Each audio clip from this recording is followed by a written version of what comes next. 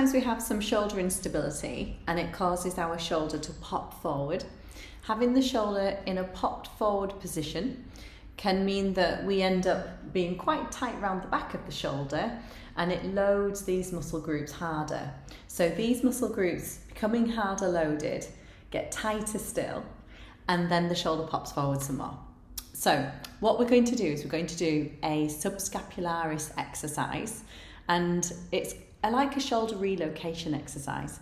So pop one finger on the inside of your coracoid process. So in here, just past the ball of your shoulder, there's a knobbly section in here that's a little bit tender.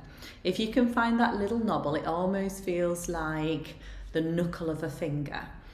And then put your index finger there, and it should be mildly tender so you know you're in the right place. Then put your middle finger just to the front of the ball of the shoulder. And then I want us to think about putting your hand on the hip and pulling the shoulder away from the middle finger. So you pull the shoulder back behind your ear, and you can translate it straight back and then return. If you struggle to do this exercise, what you will want to do is flap your elbow, and you'll really not manage to isolate the shoulder joint itself.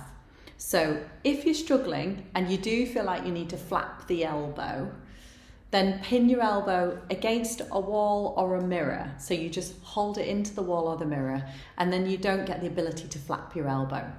Then you're going to pull the shoulder back, and your shoulder blade will squeeze down your back and away. So you're going to pull the shoulder blade down your back and behind you. And hopefully, whilst you're learning to pull the shoulder blade down your back and behind you, you're strengthening up your shoulder blade muscles, so that's no bad thing. But also the muscle that helps this shoulder position can pull into position and pull your shoulder back into the right place in its socket. So when you're relaxed, instead of having the shoulder popping forward like this, you relax and your shoulder stays more in this position. This is something that is holding you in a position. You're not doing it on purpose and you're fixed there. So you're just having to strengthen up the bits that pull you backwards and open and stretch out the bits that are tight at the front. Then the natural sitting position of the shoulder will have improved, and you'll have strengthened up the subscapularis muscle that supports the shoulder posture.